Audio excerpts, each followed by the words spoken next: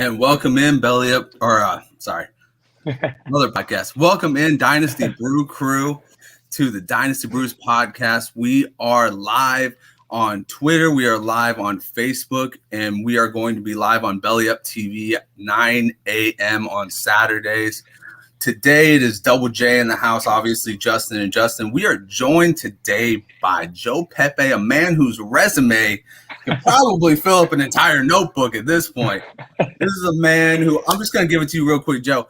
This is a man who won total knockout with Kevin Hart, like the obstacle course show. He took first place in that. He is a celebrity boxing phenom, South Philly phenom. But on the fantasy side, he also works for the Fantasy Pros. He works for Triple Play Fantasy. He is also at Fantasy Data, so he knows his shit, and he can knock you out at the same time. That's right. It is the South Philly phenom, Joe Pepe. That was probably my favorite introduction, ever. That was fantastic. That was amazing. I need you to, be my alarm clock in the morning. That's what I need. Well, we'll do a couple recordings afterwards, and you can set it as your alarm. Perfect. I'm in. So, Joe, how you doing today, buddy? First off, thank you for being on, and man, tell us how you doing. No, thank you guys. I mean, I'm always up to talk fantasy, so I'm up for that. I'm good right now. I get the Warriors playing in the background. No idea what they're doing, so I'm good. Hopefully, they're winning because I cannot see the Celtics win. It's too much of a Philly person in me. I hope the Celtics burn and crash. But I'm good, man. I'm feeling good. I'm awake. Now, as soon as we're done this podcast, I am 33 years old. I'll probably just pass right out. But we're going to pretend I am wide awake right now. So how are you guys feeling? It is 44-37 right now. And I believe that somebody was just at the free throw line. I'm turning every once in a while myself. Because I'm a Californian boy. I'm a Warriors fan as well. There we go. So we're doing good. I'm doing good. I mean, the other Jay, are you doing good? I'm doing okay. I'm that sad guy in those memes because after football season, I don't really watch anything else. It's all football for me, and then after that, it's watching your kids. I'm a father. I'm a father 9 months out of the year, and I do fantasy sports the other 3 months out of the year. Wait, so when we talk about the sad guy, are you talking about that sad frog? Yeah, no. The meme where the guy stands in the empty pool, just looking out into space. I was going to say, because apparently that sad frog, his name is Pepe. And I didn't know that till 2 days ago. Well, we know it's not that Pepe, though. Yeah.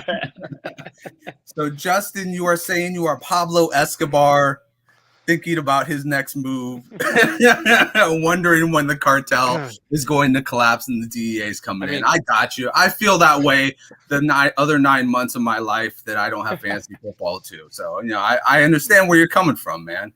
I just want to be pushing cocaine somewhere else.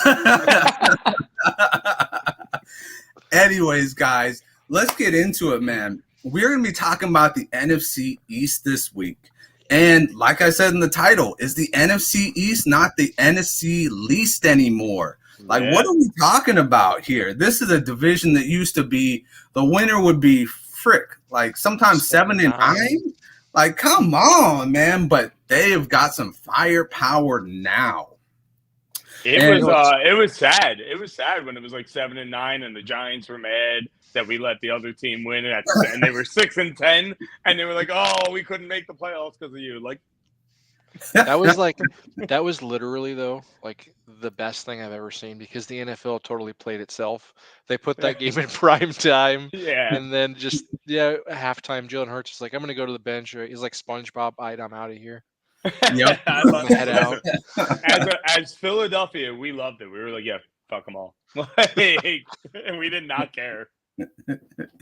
Oh man, that I forgot about that game. Jalen Hurts straight went to the bench, and Doug Peterson straight went home. Basically. Talk about a way to end your career in Philly, though. I forgot that was his last game. Yep. He didn't care at that point. He knew it was pretty much over. He was like, fuck it. Bro, he got his bling and he left. He's like, I got a ring for this city. I don't give a shit anymore. I'm going to go to the Jacksonville Jaguars. He's a really smart man, too, because he took a year off, and then he went to the one place in the world where he can't look like a total screwball because the guy that they just fired. So it's got to like, be the best job ever because no matter how bad you do, it's like, well, I'm not that guy. Yeah. To mention that's another usually what the next person is. That's usually what the next person is in relationships that dates the person I was just dating. Like, well, I'm not that guy. Like,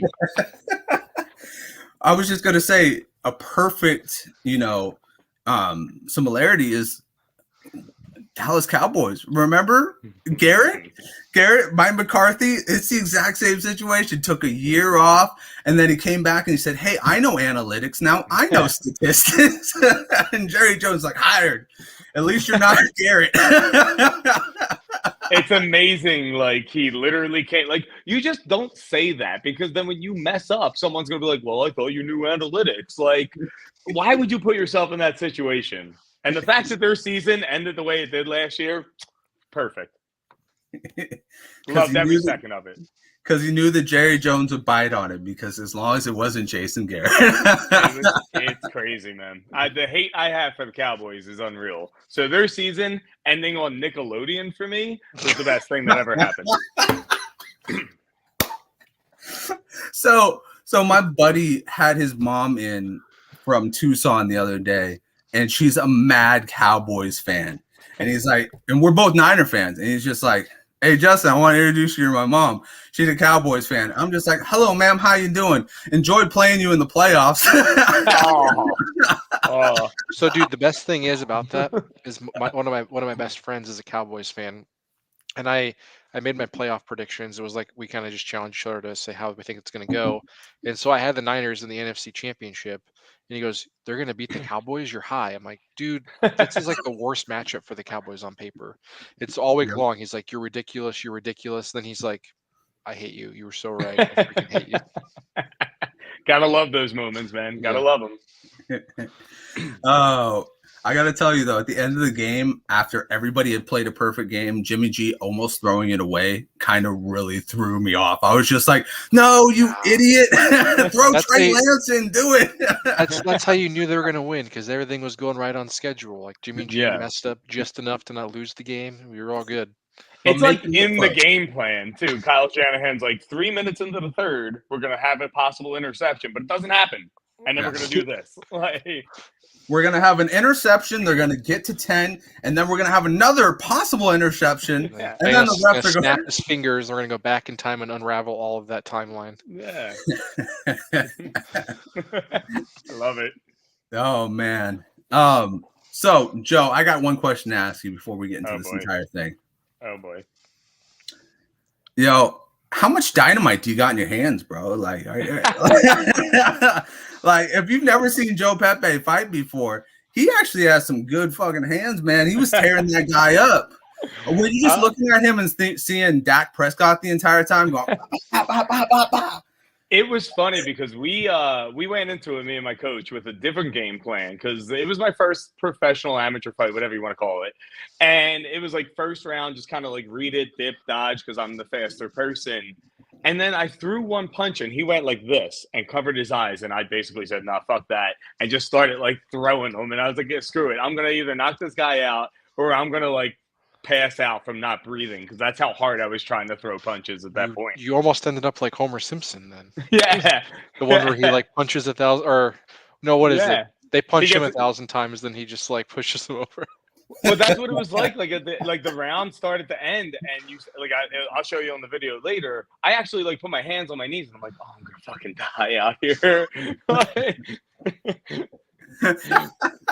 Thankfully, I knocked him out after that because like I had about this much left in me. Like the way you described that was pretty much me on a hot summer day during 2-a-days when those were a thing.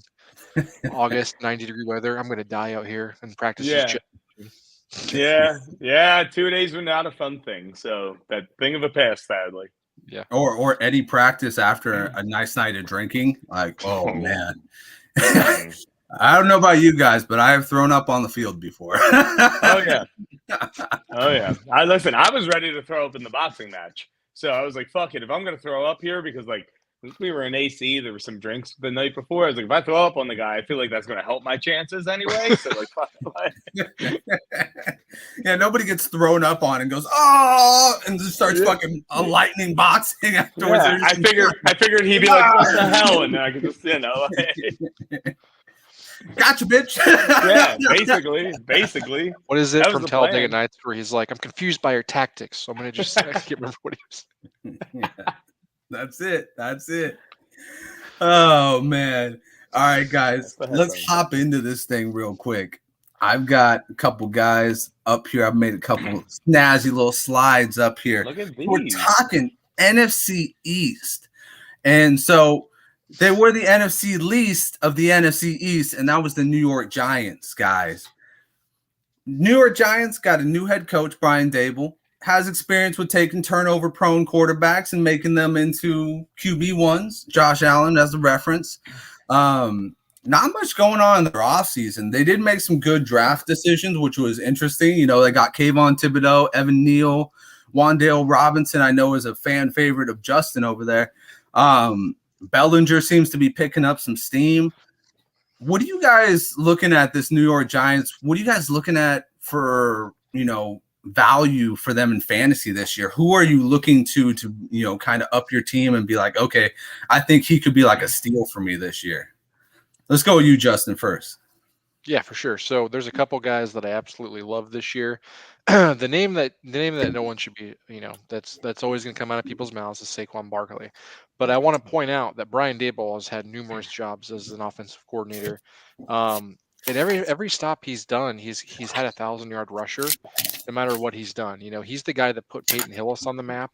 He had Jamal Charles have 1,000-yard season. I mean, that's not really saying much because Jamal Charles was a freaking stud. But then he was the one that put Reggie Bush on the map in terms of the NFL because he wasn't really a big thing coming out of New Orleans. And so when he took over at Miami, he actually unleashed Reggie Bush. He had 1,000-yard season. So, out of every stop he's had at least 1,000-yard rusher. So I'm really just buying all in Saquon Barkley this season at the discount, especially in terms of dynasty, which is what we're talking about. But I think that he's primed for a big season. And then next season, I'm probably going to look to unload him.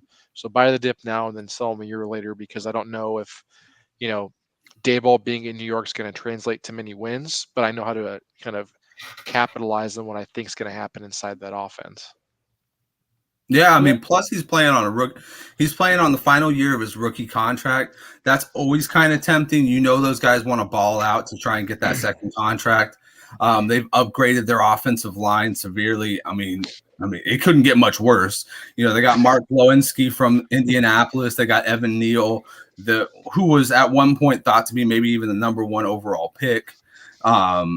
So they really did make some strides here, and I do trust Daboll. Like, we've talked about it before. I'm not really huge on Saquon this year, but that's because I was huge on Saquon when he was getting 120 targets a year instead of, getting 57 and saying, all right, this is what you're going to get. Daniel Jones is somebody who, he's kind of turned back the turnovers.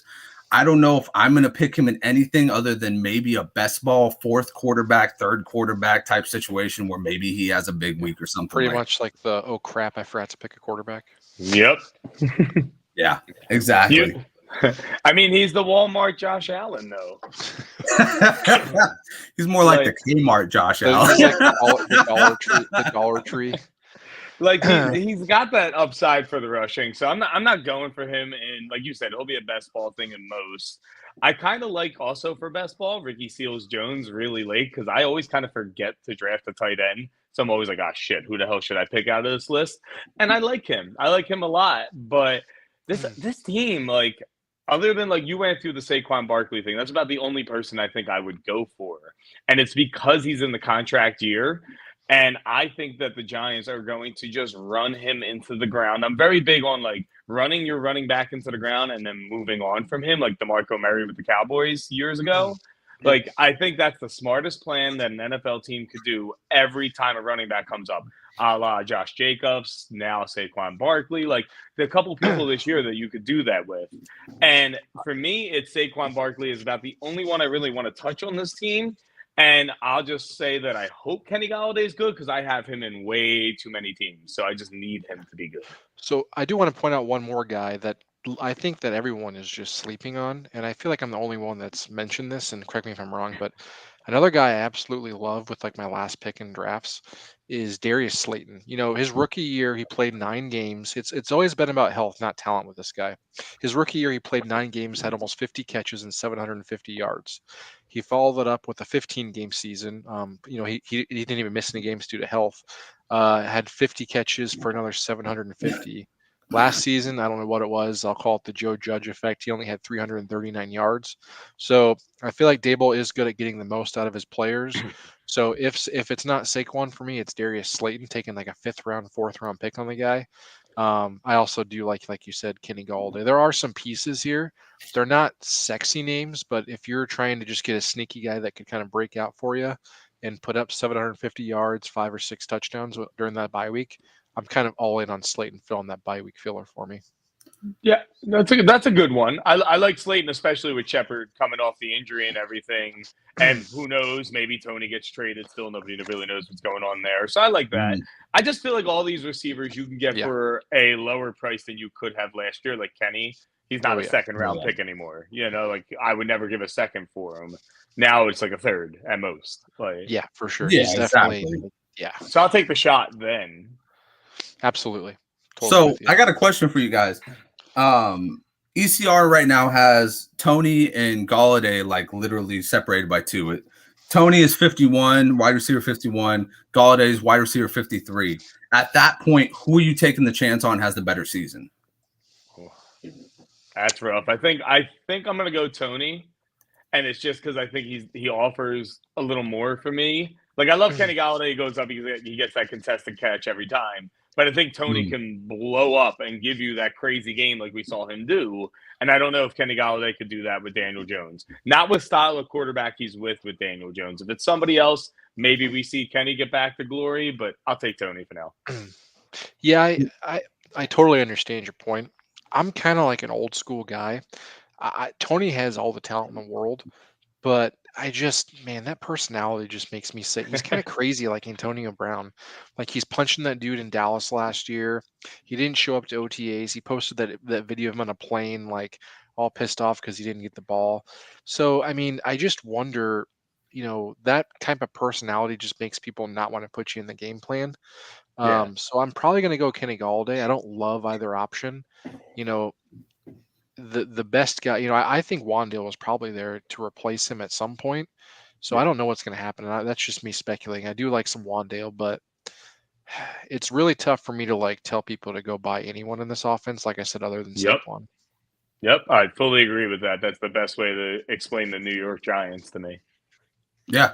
And I mean, even Saquon at the current price that he's at right now is RB18. Guess who the guys that are right next to him are? I'm going to Cam Akers. I'm just taking shots here. I'm going to say Travis. Antonio Gibson and Ezekiel Elliott. Who was it? God.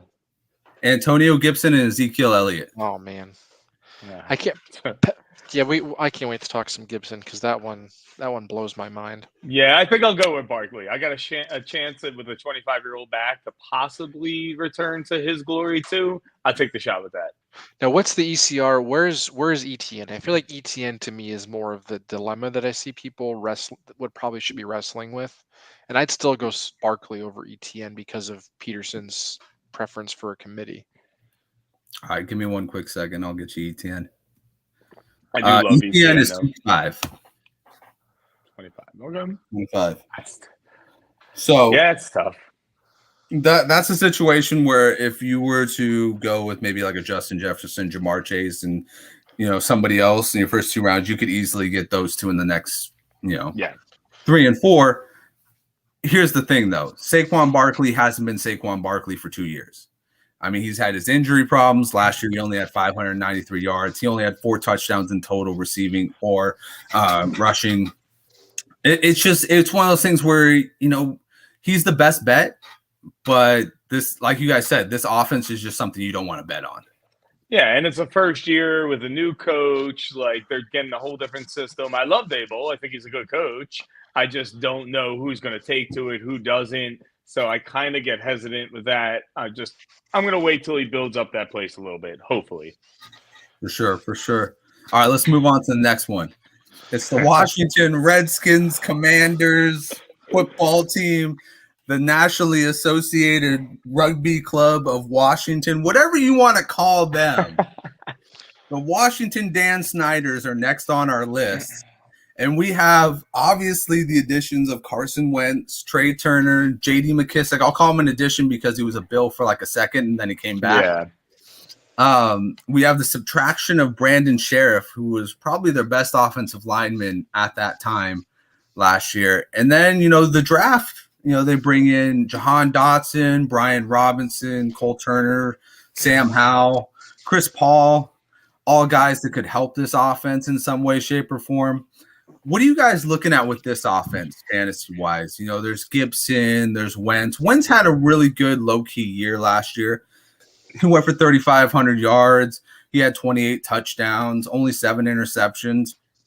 Did have his fewest attempts passing in 16 games. Actually, it was 17 games last year, which is actually even worse because he didn't have 16 games. He still threw only like 355 pass attempts. Not 355. 355 completions. Don't you disperse me in my number one fandom of Carson Wentz? I feel like if there was a fan club of Carson Wentz, I'm the one that has to be the leader of the pack. And I don't even be the only one there. Like nobody else is showing up. So you want to add insult to injury real quick? Oh boy! Guess who is right above him in ECR right now? Who is it? Guys, we've already talked about him. Is it Daniel Jones? He is quarterback 25, and Carson is quarterback 26. This is the thing that people just do, though. Like, people just are like, well, I'll take the rushing upside of Daniel Jones. It's like, are we even sure Daniel Jones is going to play 16 games? I mean, you could argue the same thing about Wentz, but I mean, at least Wentz has been to the playoffs. Yeah, I think a lot of people are just not like letting go of that game against the Jaguars. Never. And they're just like, oh my God, he's so bad. And he has talent. He just, for lack of a better term, is a little bit of a bitch in the backfield when there's pressure. And that's kind of an issue when you're a quarterback. The thing is, though, and I'm going to, I fully admit this is kind of my conspiracy theory here, but I really do think I remember going into the week 16 game, he was on that COVID list, and then he randomly got off before the game. I just don't think, as someone that got COVID, I was tired for probably 3 freaking weeks, and I really think that probably had an effect those final couple weeks of the season. I'm not an athlete, so I have no idea. I just know that I stay up till midnight most nights, and I was in bed by like 8 o'clock every night. But let's be honest. I think that even in those 3 weeks of COVID, you could have went out there and handed the ball to Jonathan Taylor 40 times and beat the Jaguars. That's assuming that Frank Reich isn't the coach of your team, though, who just consistently. Hey, Joe, cheers to that. Yeah, you could definitely fucking give the ball to Jonathan Taylor 40 times. You were already on your lowest amount of pass attempts for your 3 full seasons.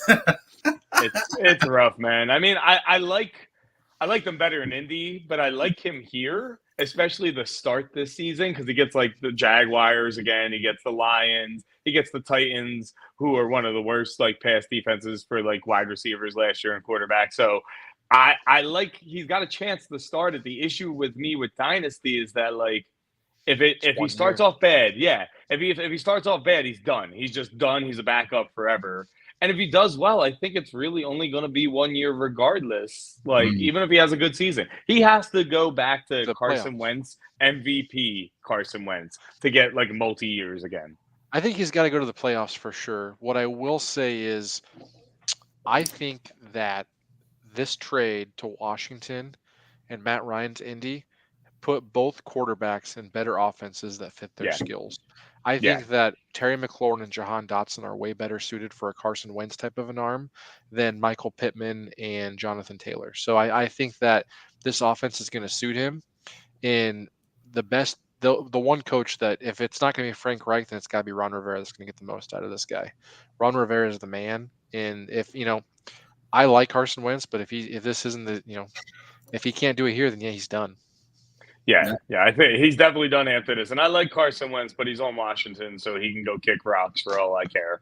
Like, I really hope he doesn't have a good year, But there's also the revenge narrative in Philadelphia. So I can tell you right now, whatever weeks they play us, especially when they play Philly at home in Philly, Carson Wentz should be your quarterback in DFS. He's going to have 500 yards, 5 touchdowns, because that's what happens to Philadelphia. We get rid of people, they come back, they murder us every time. So whatever John week Jackson that is, whatever that week is, you get him and you get Jahan Dotson and you stack those mofos because they're going to go off on us. At least Chip Kelly didn't. At least it wasn't Chip Kelly that traded him away this time. Oh my God, Chip Kelly! As a Bills fan, that's still my favorite trade of all time. Yeah, it was fantastic. I loved it. What a great trade. But going back to the Washington, I am going to say this, and I'm on record as this. This shouldn't surprise you, Herrera, but this is my team. I think that Washington is going to win. Is going to win the division. That's my pick this year. It's bold. I'm not taking any of these running backs though, unless it's best ball. And if it's best ball, the best running back I think to take is probably McKissick. I'm out on Gibson. Same. I don't really know what's happening with them, but I just feel like if you're in best ball and you're in like the 10th or 11th round on underdog, just go take McKissick because he's going to have those weeks where he gets you like 15, 16 points. Yeah. 10th or 11th round. What the hell? I've been getting him late. Yeah, I've been getting him late. You can get him late, man. You don't have to go up on him. I was just taking a guess. I mean, yeah.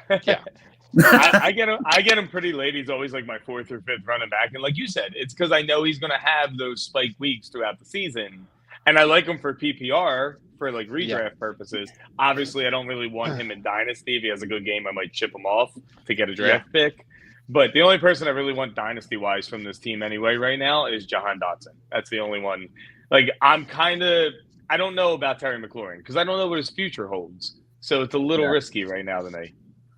So here's the thing. I like Terry McLaurin because this is a guy who's done it with shitty quarterbacks. Like, he has had anybody who is worthy of being a QB2 on a depth chart for the past, 3 years. I mean, he's had 1 year 900 yards, 1 year 1,000 yards, and another year 1,100 yards. So he's doing work. He's kind of doing what DJ Moore did. And so same thing with DJ Moore. I'm like, get him a quarterback and let him freaking ball in the red zone.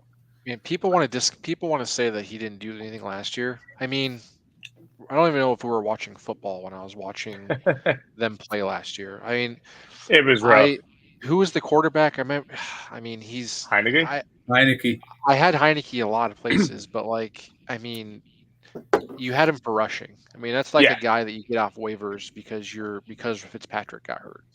It's and that was the most heartbreaking thing that Ryan Fitzpatrick got hurt because I was ready for Terry McLaurin to have 200 targets. Had Terry McLaurin everywhere. I don't know if we're gonna get anything like that. He didn't even get 1 week of it. Like, it's just the first week. And I was telling my buddy, I felt like last year if Fitzpatrick was healthy, they probably would have made the playoffs instead of maybe Philadelphia. Sorry, but listen, stop this.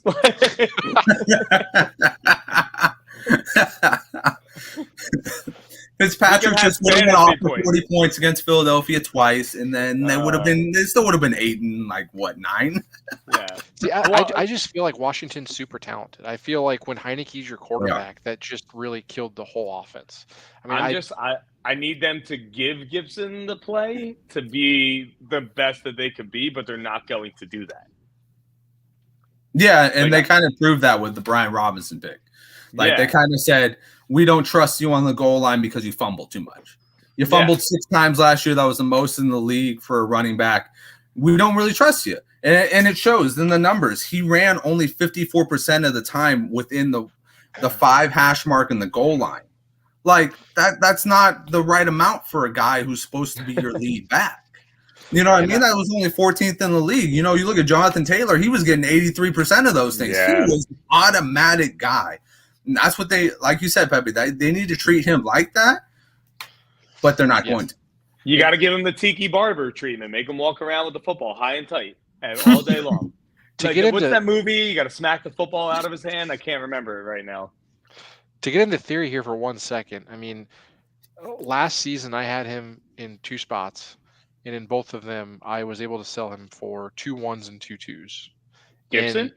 Yes. Really? Wow. So, and you didn't want to do it at the time because he had such a great rookie season. But sometimes I feel like the best moves are the ones you make that you don't necessarily want to do, but the offer is just too good to do. Yeah, that's definitely a good offer. Yeah, I say that all the time. Everybody is available if I get an offer like that. Yes, like right now, I'm not trying to sell Jonathan Taylor, but he's always available. Like if you want to give me 4 ones, let's do it. Yeah, hands down. I'll trade him then for no issue with 4 ones. Yeah. 2 1s and Dalvin Cook. Send him my way. He Alexander thinks Madison season gonna be gone after this year. Gonna be done. I'm okay with Dalvin Cook being gone. I'll still win a championship and still have those 2 1s. This is the same man that doesn't think Madison's any good. So we're still. I never said Madison's not good. I just said that Madison is on a fucking 5-game stretch where he played 2 teams, and it was Detroit and Seattle. It helps when it's Detroit and Seattle. Are you insinuating that Detroit's not good at defense? Hey, they're knee biters. Of course they're knee biters. But they bite kneecaps. Bite kneecaps. All right, guys, let's move it along to them boys. More like them girls.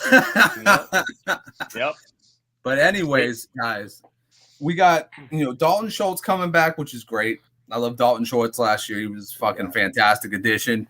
I got him probably tight end 15. He was perfect for it. Even not. Dante Fowler, you got James Washington coming on. You lose Cedric Wilson, Reggie Gregory, Laurel Collins. But on the draft side, you get Tyler Smith, new up-and-coming tackle to replace for Collins. You got Jalen Tolbert, Jake Ferguson. So, I mean, honestly, this team seemed to have fit every one of its, needs as far as what it lost. Tolbert obviously is pretty much a Michael Gallup copy, so he fits in right where Cedric Wilson will fit in. One of those two will take in more slot time or more perimeter time, depending on whether CeeDee Lamb decides to be in the slot, trying to play that Cooper Kupp role. James Robinson, I feel like he was just kind of like a burner that they wanted to take a chance on. Obviously, he's another guy who in DFS has had big weeks off and on. Tyler Smith is there to kind of fill in the Collins role. Collins had just become very injury prone. So, they need to replace him. So they put in Tyler Smith from Tulsa.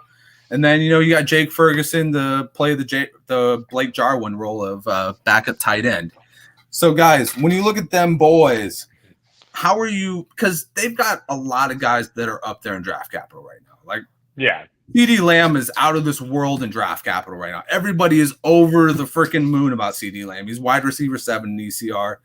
Dak is QB 8 in ECR. He's somebody I'm also seeing fall into the second round in Superflex. So just kind of give me your outlook on what this team looks like. Obviously still the high-powered weapons, but do we trust Zeke? Do we trust Dak? Do we trust Lamb? Go ahead. Yeah. Pepe, you can go first if you want to. Yeah. I mean, look, CeeDee Lamb has a chance to really, take over in the targets. Without Amari Cooper there, he's the clear-cut one, especially with Gallup being injured. We know he's going to get hyper-focused for the beginning of the year. But the person I love the most is Dalton Schultz. And I hate saying that I love a Cowboy. So, if you just see me, kind of fake yak throughout this, it's not my fault. It's what happens. But I love Dalton Schultz this year. I actually think he could be a top 5 tight end this year. Depending on how long Gallup is out, I really think Dalton Schultz could just eat through the middle all day long. We've seen that Dak trusts him. We've seen the chemistry there. And I like Jalen Tolbert, but he has to build that chemistry with Dak. Now, Dak has that chemistry with TD, and he has that chemistry with Dalton. Those are going to be his first 2 options. So I like waiting, and I'll let people go through. I'll let the Wallers and the Kittles go away and, picks. And then I'm getting Dalton Schultz after that. Because after that, it's kind of a crapshoot and tight end anyway. But I love Dalton Schultz, and I do think CeeDee Lamb has the ability and the talent to be as high valued as he is right now. It's will Dak hyper focus on him? That's my only concern. I think he should.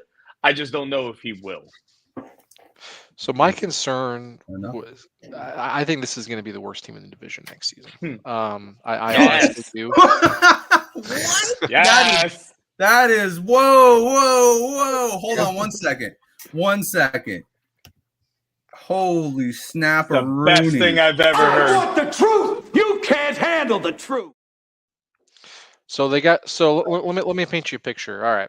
Final 7 weeks, or we'll go final 6 weeks of the season. Your quarterback throws 15 touchdowns, averages over 250 yards a game. And then you got rid of the best pass catcher, shipped him off to Cleveland. You pretty much gave him away based on the way the market went. Yeah. Okay. And you're replacing him with a receiver over that 6-game stretch, didn't score a single touchdown. No game did he go over 66 yards. I mean, in one game, he only went over 50 yards in 3 of those 6 games, and that's not really doing much for you. He averaged, I want to say, how many targets over that stretch? I mean, he had all these targets, and he didn't really do anything with them over that final stretch. He averaged 6 targets a game in those 6 weeks, no touchdowns. 3 of those games, he got over 50 yards. None of those games were over 70. I just don't see the talent. I mean, he has the talent, but I just don't see how we're going to elevate him to wide receiver 1. Zeke's best years are behind him. Their offensive line, 2 years ago, they had the best offensive line in the NFL, and now they're getting old. They're not healthy. I think we're looking at a down year in Dallas. That's kind of the way they operate, by the way. It's like good one year, bad the next. And I think we're looking at, a year from now, Sean Payton being the head coach of the Cowboys. That's just the way I see it happening. Oh, man. So I got to ask you something. Daniel Jones, Carson Wentz, Dak Prescott. They had a choice. Who are you going to start your roster? Who are you going to put that fantasy roster on? I mean, I'm not going to sit here and go crazy. It's got to be Dak. It's got to be Dak. So why can't he, get on that next level with, Gallup's going to return probably like week 5, 6 after that ACL surgery. Like Pepe said, I mean, Schultz is his safety valve. This is a team that relies on its offense, its high-powered offense. Yeah. So I think the team kind of relied on the defense. On Dak after his injury last year. Dak was actually better after his injury than he was before. I looked at the numbers from week 9 to week 18. So he got back week 9. He was QB4 during that span. Before that, he was QB10 from week 1 to week 6. Yeah, but I mean, look at where they were playing, though. They played Washington and the Giants twice in that stretch. It helps. It helps. The thing that I think is going to actually hurt the offense this year. You act like that's going to change. Right? Yeah. You act like that's going to change. That's so true. But the thing that I think actually hurts the offense this year is that there is no way that the defense gets that many turnovers again. So they're not going to get as many opportunities this year. That's exactly what I was going to say, because the thing I point to is that season that Mitch Trubisky took the Bears to the playoffs.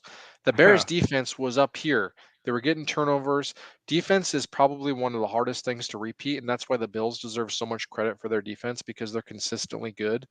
I have found, and I want to do a research project on this. I haven't gotten the chance to do it yet, but I would guarantee you that defenses that finish top 10, I would bet you 70% of them fall out of the top 10 the next season. Because it's so volatile with defenses. It's not like offenses where you have the quarterback who controls the ball every play. Yeah, no, I could definitely see that. And I know that you really don't like the Cowboys this year. Yeah. I know you really don't like the Cowboys this year when you're like, remember that year that Mitchell Trubisky took the Bears to the playoffs? That's how I know you don't like the Cowboys at all this year. Yeah. I mean, I think they're going to score points. I really, the crutch of my argument is that I'm with you. I'm totally in on the tight end. I don't buy the CD hype. I haven't seen it, and full exposure here. I hate the Big 12. I don't trust Big 12 players that much. So I just haven't seen CD live up to the hype that he's been giving, that he's kind of been given, really. And I'm in on Schultz, and I'm kind of in on Zeke to a certain extent based on his price, because it's like he's dead. They're going to run the wheels off him before they kind of ship him off to his grave next year. Hands down. You got to run, like, just like we were saying, why can't I think of his name right now? Saquon Barkley. Same thing. Run the brakes off him, and then you go to Tony Pollard. It's not an issue for the organization. They have someone. So run him to death. And I put out a tweet a while ago about second most receptions inside the 20 for a running back. Leonard Fournette was 1. Zeke was 2. So you're going to get those chances down there still this year. And he's going to hopefully be healthier. I don't think he's going to play with a bum knee all season this year, too. No. And he's running at 22 miles per hour. Like, but I'm with you. On that price, I'll take Zeke. I don't know where I'm at with Tony Pollard. I got to tell you, I go back and forth every day. So I'm the wrong person to ask for Tony Pollard. I just feel like he's the flavor of the week. And that's usually my sign in Dynasty is to just not. I just feel like with my experience, I've been doing Dynasty since 2017. So not super long, as long as I did redraft. But it just feels like whenever the hype is all around a player, the next big thing, it very rarely comes to fruition. Like, Baker Mayfield was the next big thing the year after they fired Hugh Jackson. The year after that, I can't remember who it was. It's just there's kind of always a flavor of the month. And this year it kind of feels like in Dallas, that's Pollard. Listen, I mean, they had that years ago, and I fell for it with Jerick McKinnon. Now, yes, he's had injuries that ended him every time. But, I was like, oh, this guy finally got out from behind Adrian Peterson and the Vikings, and, he's going to be amazing. Look at his spark score, and nothing. Yeah. So I get that. I understand. Yeah. I mean, he's getting value kind of where Kareem Hunt's been valued the past couple of years as the top backup / handcuff. They really think that he's going to be pushed that way. And it might happen, but I don't think he offers what Kareem Hunt offers, so I don't think he should be, viewed as the 31 through 33 type of guy where you're going to pass up on an actual starter to go grab this guy. Yeah. One small point, if you do want in on this volume, if the defense is as bad as I think it's going to be and they're playing from behind, I'm kind of like the king. I'm of I'm an accountant, so I love cheap things. And if I'm getting a cheap portion of this offense, it's probably James Washington. Yeah. Very late. I love that. Yeah. No, that's an interesting take. James Washington. I mean, he fits the mold of what they want at that number 2 perimeter to fill what Gallup's going to be playing for, those 4 to 6 weeks that he's out. So, I mean, he could definitely, if Tolbert doesn't prove anything in camp, he could definitely be somebody who fits right into that role and plays you a couple of good DFS weeks, maybe some best ball weeks. As long as that boot thing wasn't a big deal, I'm fully on board.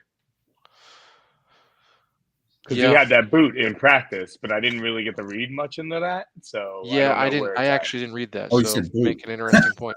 For some reason, I thought you said booth, and I was like, booth thing? What the no. He was at practice with a boot on, and I couldn't I didn't get a chance. I was at work and I didn't get to read it. So as long as that's not super serious, I love that take. I was kind of concerned when you said booth that someone had a photo of him using a phone booth, because if you're doing that, then you're just out. I don't know. I don't trust anyone that uses a phone booth in the year 2020. You're completely out of touch. We don't want anything with you. Listen, if you can find a phone booth, you can find a hole in a zone. I trust you.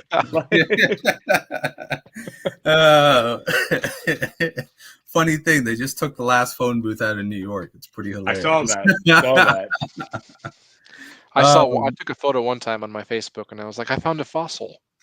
I feel like it's so true. All right, guys, we got a quick comment from our good boy Z. He says, the more I watch Brian Robinson, the more I'm concerned for Gibson.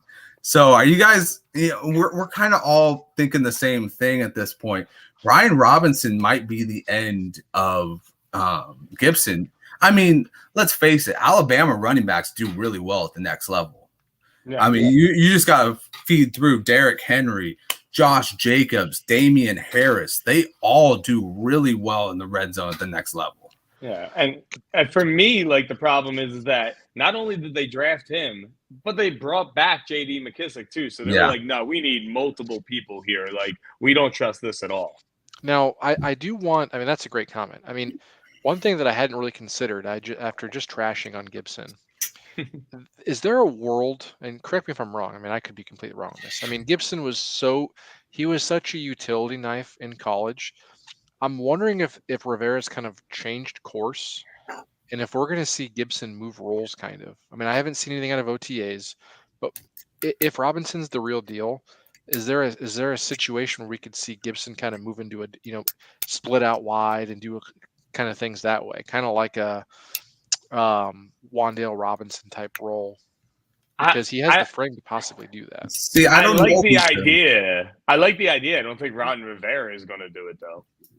Yeah, that kind of defeats the purpose of bringing back McKissick. I mean, if you're going to have somebody with hands that you trust, why wouldn't you just put him at that running back position? Why would you split him out wide? I mean, at that point, you'd probably want to split McKissick out wide and use him that way rather than Gibson. I mean, Gibson hasn't really shown the sure hands that he had as a receiver at Memphis. So mean, and Curtis Samuel is still there, and he's from Carolina with Ron Rivera's spot. Yeah, so there's people. Listen, it's just an idea. I'm still firmly out on Gibson, but I just feel like if he's going to reemerge, Robinson could be good. I don't trust anyone. I'm just saying that if I had to, if Gibson's going to live up to his hype, I feel like it might not be a running back because there's so many mouths to feed there. Hey, let's keep sliding him down because I'll take him at round 4. Hell yeah, I'll take him at round 4. I'll take the shot at 4 or 5. Yeah, exactly. All right, so this is what Pepe has been looking for the entire time. And I even got your boy on there. Yes. Yes. AJB in his new uniform. Had to look far and wide for that one. Whoever did that, thank you so much. So you're looking at AJB, obviously the main acquisition. They went and got some defensive players. I actually like James Bradbury. I think that they've always done a great job of bringing in secondary players that can come in and fucking kind of fill that or put a Band-Aid on that defense and kind of just play rough ball like Bradbury loves to do. You had Zach Pascal, who's kind of a low-key, really good fucking signing because, I mean, I think this man's like 6'2", and he's a slot receiver. I mean, if he could actually, work in the middle while Devontae Smith works on the outside and, A.J. Brown is downfield looking for the ball, that could be something fantastic for Jalen Hurts. On the draft edition side, it was a lot of defense. Cam Jurgens kind of comes in. He's going to be probably Jason Kelsey's replacement. And then you got Grant Caltera coming in as the tight end. Pepe, we've all been waiting for you to talk on this one. Tell us how you're feeling about these guys. Jalen Hurts, obviously. Miles Sanders. You got A.J. Brown. You got Devontae Smith. Who are you liking this year? Man, the only way I would like this graphic better is if it said departures, Reagor and J.J. Arcega-Whiteside. That's the only way that this thing would be better. But this whole thing is I love how hard my team tries in the offseason, at least. We at least put the effort out every year to get better every chance. And now we got an A.J. Brown. I think he's 24, 4 years, $100 million. He's a stud. And I like him because he kind of fits a little bit better with Jalen Hurts for me because Devontae Smith, he's a bit more of a timing receiver where A.J. Brown is a bully in my eyes. Just get him the ball, watch him do his thing, where Smith is a route runner. He's great. He's a little magician out there. But Jalen Hurts, I don't know if that's his best option. So now that he has both of those, he has Dallas Goedert down the middle and another running back, like we've been saying all day in this division, whose contract is, on the end, that they could just run the brakes off of with Miles Sanders. And because it's the contract year, I think he'll finally stop saying oh, my groin hurts, oh, my hamstring hurts, and taking the game off. I think he'll actually play because that's my only issue with Miles Sanders. So talented, but I think he's a bit of a baby. But the only thing, and maybe you guys might think I'm nuts, so I'm curious what you think. I'm actually somebody, as much as I love Jalen Hurts in redraft this year, I'm trying to sell him in Dynasty right now. Because I don't think you're going to get a better package unless he becomes the MVP this year. Yeah, no, I was saying this last year about Lawrence, but even with you sometimes you have to look at the market and you say, okay, say you own Patrick Mahomes after the MVP season, right? If your goal is to rebuild and say you sell him, sometimes you have to like look at the market and say, is it going to get any better for him? And like with Jalen Hurts, there's a scenario next year with all the picks that he's not the guy in Philadelphia. If he doesn't prove it this season, he's not it. But he's still going in the top 2 rounds of Dynasty. Like I feel like it's prudent to sell him now because the cost is great, especially if you drafted him in the second round, his rookie season. You're just cashing out on that. Like that's just free money at this point. But yeah, I'm totally with you. Yeah, I'll buy everybody else on the offense. Yeah, I'll buy everybody else. But like you said, he's round 2. So you kind of get to see like, and I like seeing who drafts Jalen Hurts because then I look at them and I'm like, okay, they're going to do the risky picks all draft. That's Yes. the type of gunslinger they are. So I could kind of figure out what they're doing on the board. The only people I make fun of more than people that draft Jalen Hurts are the people who draft Trey Lance, who hasn't played more than 2 games yet. Yeah, I was like, he's gonna raise his hand. I was like, I haven't even been in a draft with him. I know he's gonna raise his hand. I will say, as a Bills fan, I was guilty of it. I own Josh Allen just about everywhere, and now I don't because I got such good offers for him. But sometimes you just got to cash out on those risky late first round picks that seem to work out. But as far as this goes, the last, towards the end of the season, this is my favorite player in Philadelphia, and I target him everywhere, especially with the acquisition of AJ Brown, and it's Dallas Goedert. Yes. I mean, to finish out the season, he had 7 targets against Washington. The last 4 games was 7, 4, 9, and 6 targets. This is Jalen Hurts' go-to guy, and I think he's kind of going under the radar because everyone assumes that AJ Brown's going to come in and assimilate to that offense really quickly, and he might. I just think that Goddard's the safety blanket, and he's still going to get his. The guy I worry about the most with AJ Brown is honestly Devontae Smith. I think they're going to be competing for the targets. I don't think that the target share is going to change much for Dallas Goedert, in my opinion. No, yeah. I love that. I love that because I've been like drumming, like being the leader of the drumming band, the marching band on Dallas Goedert because you got AJ Brown, you got Devonta Smith who will command like a cornerback and like coverage and everyone to watch him too. And then Dallas Goedert just runs around the middle and gets it every single time because like you said, he's the safety valve. Hurts will kind of run around, and then Goddard's just Goddard's really good. I have found, and I haven't gotten into the film too much, but I feel like when I watch games, he's really good at finding those holes in the zone. Like some of the best that I've seen actually at the tight end position. Well, he learned from people like Zach Ertz. I mean, you get to be in a room with him, you learn how to fall into those holes. Yeah, which sounds terrible, but you know what I mean. We've all fallen into the wrong holes before. But anyway. Oh boy, she's married me. I'm just joking. 4 times. I was saying because she married me, but you went there. You did it. Hey, I have no problem going there. It is 10 o'clock at night. But anyways, yeah, this is obviously a very talented team. Jalen Hurts at QB7 worries the shit out of me. A lot of it's because, like you said, Pepe, dynasty-wise, that seems like a terribly risky move. Like, you're like, oh, all right, is this guy going to succeed? I'm not really into it. I'd rather draft Trey Lance in the next round than draft Jalen Hurts in the first round. But that's just me. D'Amico Ryans, by the way, he said that Trey Lance is throwing the ball right over his defense, which I am loving. I'm loving to hear that. A defensive coordinator would never say that his quarterback is any good. So that's obviously, validation right there. Miles Sanders, I love that he had 0 touchdowns last year, which means there's going to be positive regression this year, right? God, I hope. It can't get much worse, can it? No, it really can't. I don't know how that even happened.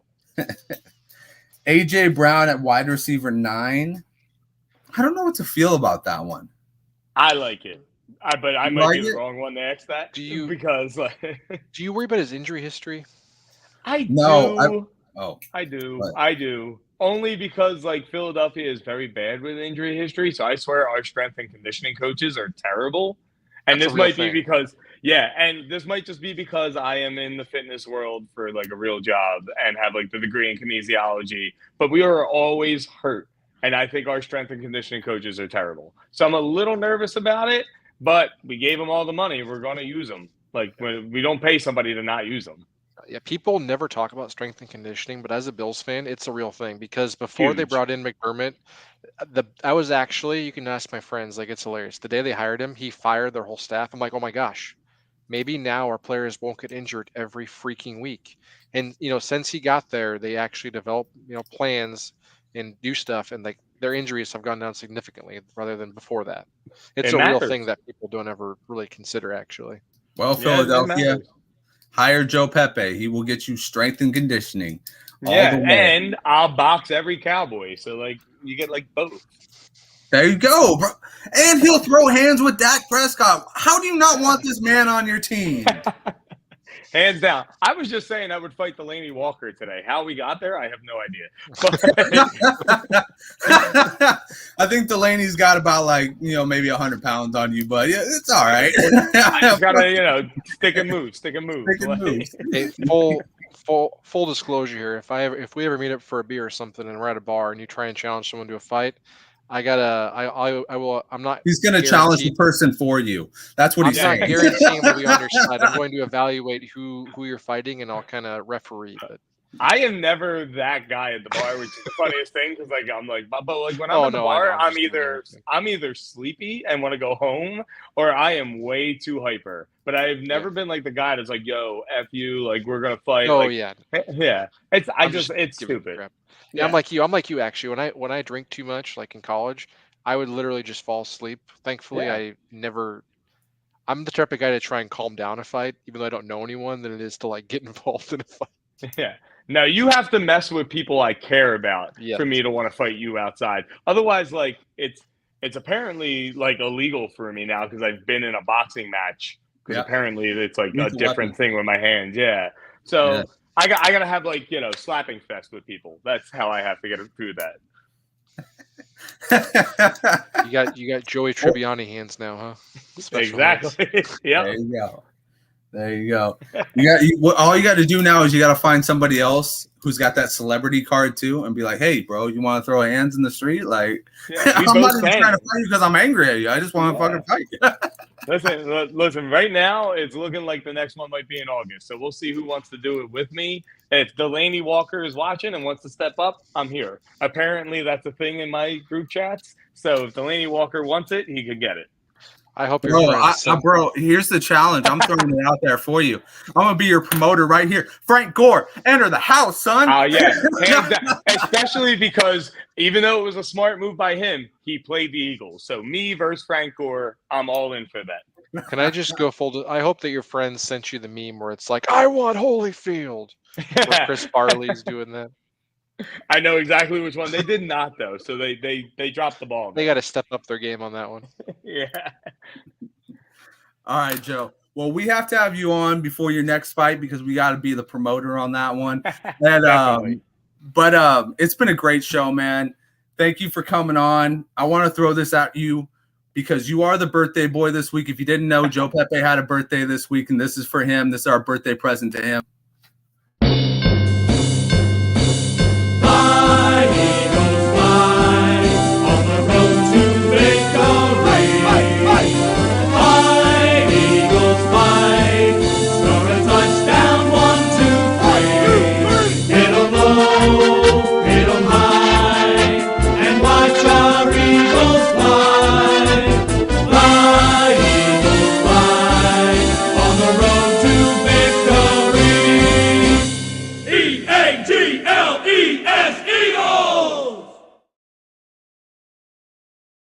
I don't know if I can be associated with the show anymore. Happy birthday, Joe.